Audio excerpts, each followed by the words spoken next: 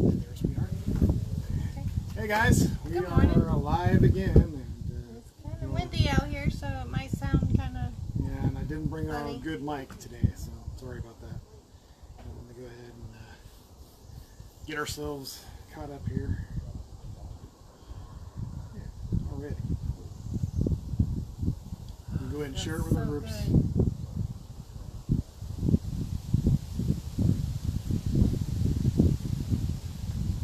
This breeze feels good though. I know it may mess this up a bit. Oh wow.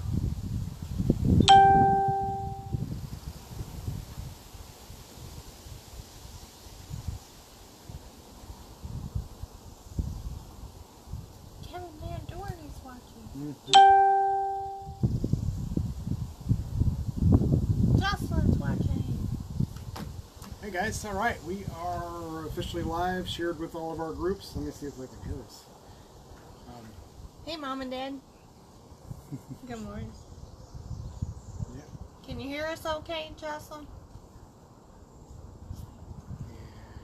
All right, good. I can hear us. Alright. Good. All right, so our topic today is emotional eating. Yeah. All right, so we have, I've done it. Used to be one.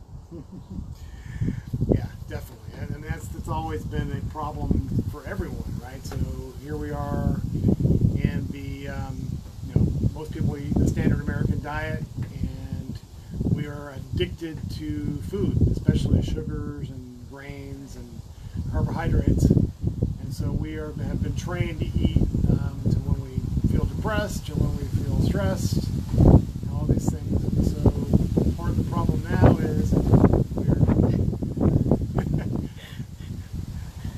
getting more wind here than usual. But anyway, hopefully you can hear us. The idea now is we want to improve our lives. We have to fix our relationship with food, right? Yeah. And when I can give an example. When Joey was born, and then he went in the hospital a week later and crashed and wasn't doing very well, I definitely stress ate from October 2017. Yeah. To December when he had his heart surgery. I was just stress eating. I said, you know what? All that was available to us was junk food. And we were doing low carb at the time. I turned to food, and that's kind of a natural thing that especially women do. Well, not just women. I was had the same problem, right? I mean, at that time, when Joey was so sick, we were staying at the Ronald McDonald House with him, and all they had was there was pizza free food available, right? Yeah. But it was pizzas and sandwiches and chicken nuggets and things like that. And we could have probably picked and chosen a little better what we were eating, but we didn't, because we were looking at food as a way to solve problems. In reality, food doesn't fix anything. Right? After you eat that, you might feel better for a few minutes, but then you feel worse about yourself. You feel more pain. You feel more inflamed. So it's not really a solution to solve the problem. So how do you get past that now? Right? How do you make it so you aren't stress eating? Joey was in the hospital again this past week. Shortly after we did our last live last Sunday, Joey kept throwing up all morning, and we were worried because I was worried he was going to be dehydrated. Mommy was worried. And we said when I got home, if he throws up one more time, we're just going to take him to the hospital. And sure enough, he was dehydrated, as Mommy and I suspected. He was pretty dehydrated to the point they kept him overnight. I didn't turn to the stress eating that time. I made sure I made good choices. So, now that I'm on keto, I'm making better choices, and I felt better because I didn't stress eat during that time. And Joey, of course, is okay now. He's at home and doing much better. Sharina said hi. Teresa said good morning, and Sharia said if you're donating food to Ronald McDonald House, donate fresh fruits, veggies, and meats. That's a great idea. That's a good idea, Sharina. Maybe we should. It gives people more options to eat healthier in that case. And the other thing is, even in your own environment, right? So even not during times of stress, but just day to day, because your stress is going to come up in your life, right? It's always going to be there. Right. But what you need to do is go to your pantry and get rid of those trigger foods, right? Those things that you are keeping around when stress raises its ugly head, and you go find those chips or the cereal or whatever those things that you turn to, the donuts, whatever. Get them out of your house, right? I mean, the biggest part about if you don't plan for these things, you're basically, if you fail to plan, you're planning to fail. Right. So get that stuff out of your house. Prepare some foods ahead of time too. That's helped me a lot. Yeah, having a meal plan definitely helps a lot of people as well. So definitely, let's do that. Let's do what we can to give ourselves the advantage of not falling prey to emotional eating. Right? If you have to work every day, like we do, you need to do things like make your lunches ahead of time if necessary. Get those meats and vegetables portioned out as you need to. Because life can be stressful. Right. Cook up a bunch on Sunday so you got stuff during the week, or if you do need to go out, focus on eating beef and vegetables. You don't have to order French fries. I mean, you can swap out broccoli for a vegetable. You can swap out a side salad for fries. In any fast food restaurant, they're more than happy to do that for you. Life is stressful, and we're going to turn to that food, and you don't want to do that. It's just going to make you feel worse. It did for me. Right, and so, but all right, so let's get back to basics, right? So we talked about emotional eating. What do we do to help ourselves be successful in the first place, right? We're not focusing on what we're not eating, right? Because that's another pitfall, right? If you're thinking about, I can't eat potatoes, I can't eat bread, that's actually kind of the wrong way to look at it, right? The way we really should be looking at it is, what can I eat? And in our case, we are eating fatty meats and vegetables, non-starchy vegetables, until we're full, right? That is, we're just not eating the processed foods. So instead of focusing on what we can't eat, we focus on what we can eat a bunch of. And so if we can eat a bunch of steak, if we can eat a bunch of hamburger, if we can eat a bunch of chicken, and broccoli, cauliflower, zucchini, these type of things, eat as much of that as we want, then we don't have room for the foods that for junk food, right? And that's kind of the biggest takeaway from this. It's really not difficult, right? This is not rocket science. This is as simple as you can possibly feel. As if you were eating the right foods, you have less room to eat the wrong foods. And you'll feel better in the long run too. And the stress is gone. Stress you out as much. Absolutely. And the other thing is, now we have our grandson with us, and so we have to kind of translate what we are eating ourselves to him as well, because we don't want him to face those those poor choices, those poor lifestyle choices that we faced, right? We want him to have a better life than we did, right? So it took us 50 years to figure it out, right? But there's no reason that people that we can influence need to go through 50 years of poor choices and poor health as a result of not planning ahead, right? And so keep those good foods around. Stock your pantry, stock your refrigerator with foods that are good to eat, with the cream cheese, with the heavy creams, with the vegetables, with the meats, so that when it comes time for you to be hungry, or for your grandchild to be hungry, or whoever's with you to be hungry, that they've got something to grab, and they're not like stressing like, oh, I don't have anything to eat, I need to go grab something quickly, or I need to go out to eat. Let's try to make the best choices and have the best choices around us. Teresa says, sickness is stressful. I fall off the wagon for a month. It's been a vicious cycle. I've decided, sick or not, I need to get back to protocol. I'm just going to end up the way I was. Yeah. Welcome back, Teresa. I know this is not an easy thing. If it were easy, I mean, everybody would do it, right? I mean, that's the thing. Carb addiction, sugar addiction is so strong. It's so easy to fall back off that wagon and get right back to where we were. It's really tough. And that's one of the reasons we're doing this every week, right? This is just to kind of help people remind you that, hey, we're still out here. It's still possible. You don't have to do that, right? You can continue doing what you're doing. You can continue eating the good stuff, right? Don't fall back. There's just the pain is much worse when you do that. The benefits are not there. You might get the short term, hey, that dopamine hit, and that tastes really good, but in the long term, it's not helping you out. So that's kind of why we continue doing what we're doing. Is it's for our own accountability, because we need help sometimes too, but just to kind of be that beacon that we can help you guys out as much as we can. Glad you're back, Teresa. Sorry you've been so sick. Yeah, hopefully you're feeling better. So that's about it. So stress eating, emotional eating, that's what we were talking about today. I haven't talked about the potato. Oh, that's right. Potato issue. So yesterday we went out to breakfast with our grandson, and I got potatoes for Joey. For a side, right? Yeah. So I got an omelet, she got a scramble, and she had a few potatoes. We each took two little bites of potatoes, just cause, right? Yeah. And what we happened? were both hurting last night. My ankle locked up, my lower back hurt. I was up most of the night in pain from a couple potatoes.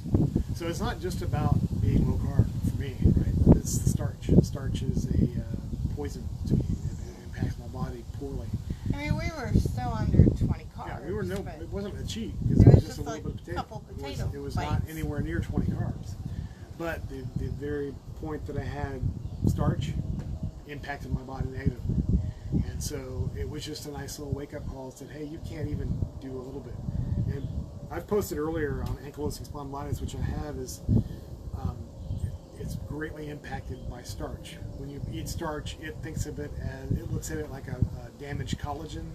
And so your autoimmune disease, autoimmune system starts attacking those, what it thinks is damaged collagens, and then it attacks your actual collagens in your body. So, you know, it's a documented fact. So I just have to stay away from potatoes, breads, rice, those type of things for my own health. I should too, because Above and I've beyond got low carb. autoimmune too. Right. Above and beyond low carb. So that's just something we find out, and was just a little experiment. I wasn't actually expecting it to do anything. I just thought, hey, well. And the potatoes didn't taste good to me. They did. It was a justification. Hey, potatoes have a little potassium. I probably need my potassium, right? So I ate a little bit. Then we'll do it again. I'll take a supplement. I'll eat avocados. Didn't think it would react that way. Something like that. But I don't need potatoes. Allergies are bad in Missouri. I remember. But yeah, you'd think they'd be bad here too in Florida. I mean, we definitely, if you can see around us, we're surrounded by flora and fauna. Everything's blooming right now. Not having any issues with allergy. I mean, minor, maybe a little sniffle, but nothing major. Not like I normally do. This time of year usually hits me the hardest. You don't get hit until August with the ragweed. But usually I have really bad allergies. Maybe it's just the food. I was having allergies too. It exacerbates the problem. Right now I feel pretty good. So how's everybody else doing? Anybody else struggling? Or we had a whole bunch of new people join our Keto with Autism group this week. Yeah, which was astounding. Fantastic. So I share with that group. Welcome everyone. Ketchup doesn't taste the same to our family. It's different. Yeah. I agree. It doesn't taste quite the same. We found, I don't know if you have it where you're at, there's a Hughes brand of sugar-free ketchup, which is pretty good. Or you can make your own. I mean, it's not difficult to make. We don't eat it nearly as often as we used to. You know, before with French fries, we'd have ketchup all the time. But we're not eating fries, you don't eat ketchup. I still eat salsa. Salsa's good. So there's that. We can also make our own spaghetti sauce. Yeah. Things type of thing. So the point is we're not eating packaged foods, even if it's a condiment, as much as we used to. Yeah, definitely. It's really good. There's so much sugar in ketchup, it tastes too overly sweet to me now. Mm-hmm. My taste buds have definitely changed. So I'm with you. Is it KJK? KJK? Zimmerman? Mm-hmm. And that's the thing, we had, as I said earlier, we had a bunch of people, I think it was like 15 people join us on the Keto with Autism group this week, which is great. And don't forget, we are we're not experts. We're not. We have 2 grandchildren, and that's why we started the Keto for Autism group. because we want ideas for our grandchildren so that we can help out, right? Help them, inspire them, and maybe change their lives a little bit too. So feel free to post anything you guys find there, as far as maybe foods, snacks, foods, things that might be helpful for other people. It's helpful for us too, because we've got our grandson Joey. He doesn't have autism, but he was born having seizures, and so well, not born having seizures, but he had them close a right after, right? week later. So I don't know. He might have been having sooner. That's when they were documented, right? That's So true. he could have been having sooner. And the thing is so this type of diet is good for his brain as well. A high-fat, low-carb diet, even though he doesn't have autism. He's like a little carnivore naturally, anyways. He loves some meat. We had steak the other night. You can see the video. He's just chomping down. I kept tearing little pieces off because I don't want him. Steak is chewy, so I just kept tearing little pieces off, and he just kept eating it. Mm-hmm.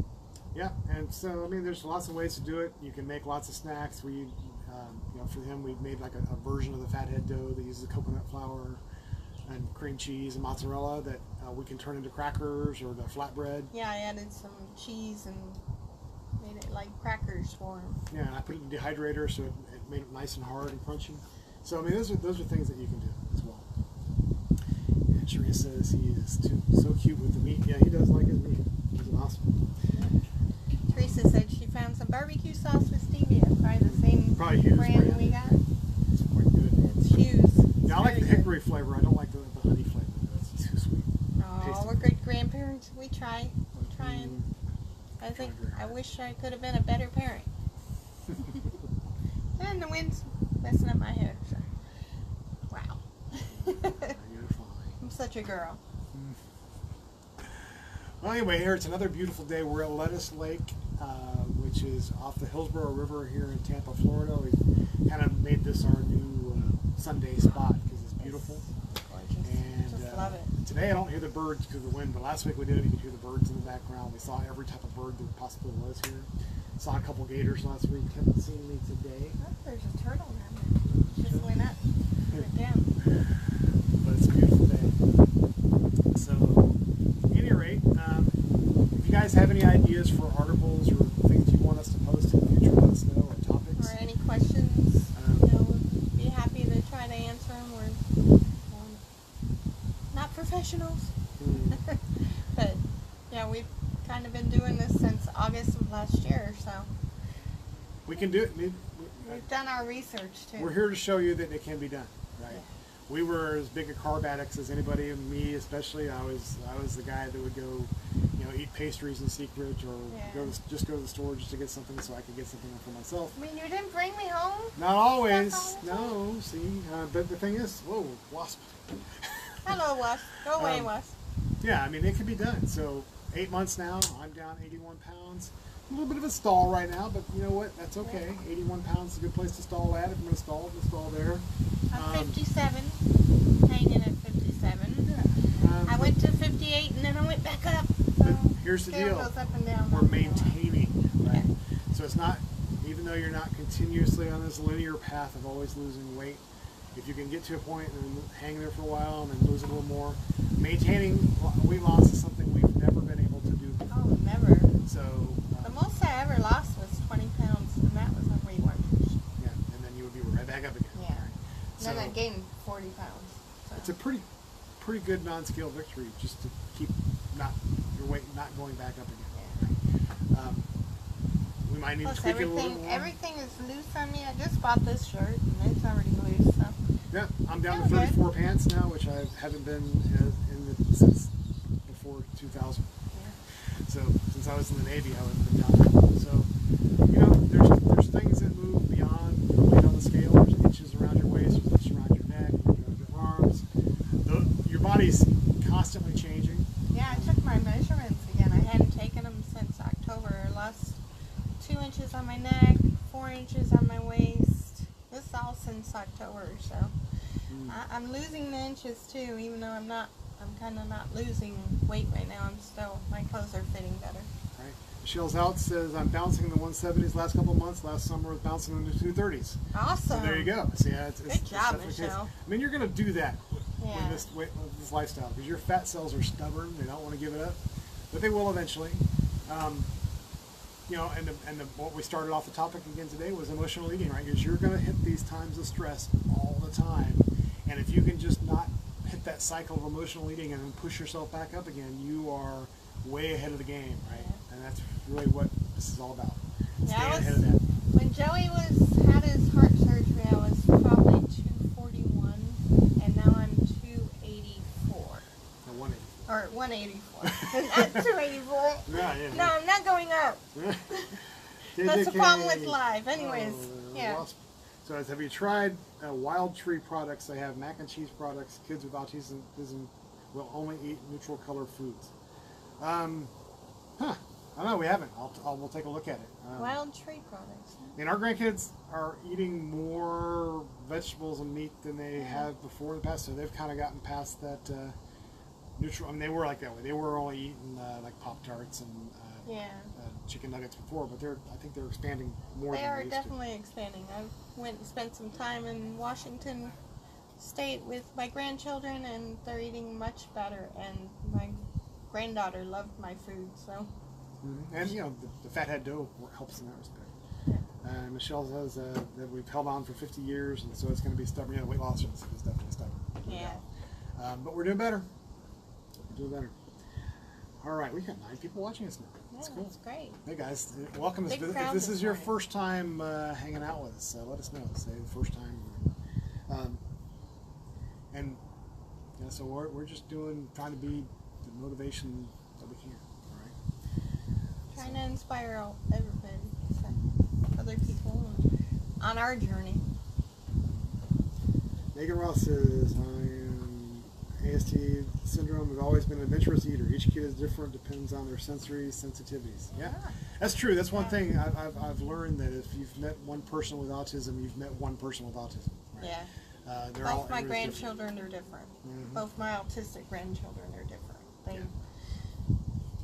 They like their things. But you know, Connor's a little bit harder to work with. You got to find what works with each individual kid. Everybody's different. One thing we've noticed too is sometimes you just kind of have to not give in, right? You gotta. Sometimes they don't. If you offer them something and they don't eat it for a day or so, they'll eventually come around, right? They'll get hungry, and the next thing you know, they'll actually have a preference for the good food. Yeah. If you've seen The Magic Pill, you'll see that in that little girl in that movie. She had both seizures and autism. It took about a week for her to make that turnaround, and then all of a sudden she wasn't eating hardly anything for about 5 days. For the good stuff, right? Yeah. And we see that with our grandson Joey. Not autistic, but he's picky, and he loves steak. He loves ground beef. He loves sausage. For a while, he wasn't liking eggs. Yesterday, he was chowing down on eggs. So again, once they get hungry enough, they'll start to eat what their body craves. It just, if we are always throwing the junk food at them, they're going to prefer that, right? So and we can't get mad at them if they act out. And you've given them a giant-sized Kit Kat. I'm mentioning anything. Excuse us. Oh, you're fine. It's okay. You're fine. No worries. This is a public park, so you can enjoy this as much as you want. This is just a beautiful place for us to film. It is really nice. I just can't imagine anyone choosing to molest an alligator. Oh, yeah. Oh, that's funny. Yeah, it's got little googly eyes, too. Somebody put eyes on. Yeah. All right, guys, we'll go ahead and wrap it up. Thanks again for spending part of your Sunday with us, and we will be back next Sunday. Or maybe try not to turn to emotional eating. You know, make plans on you're going to eat this. And post for us on the sites some of your favorite food plans that you might want to do. Some of the things you want to eat, your favorite foods to eat during the week to help you get around that emotional eating. That's what we have to do. We need to my favorite inspire steak. each other. All right, guys. So hey, you guys have a great rest of your Sunday, and we will catch you down the road.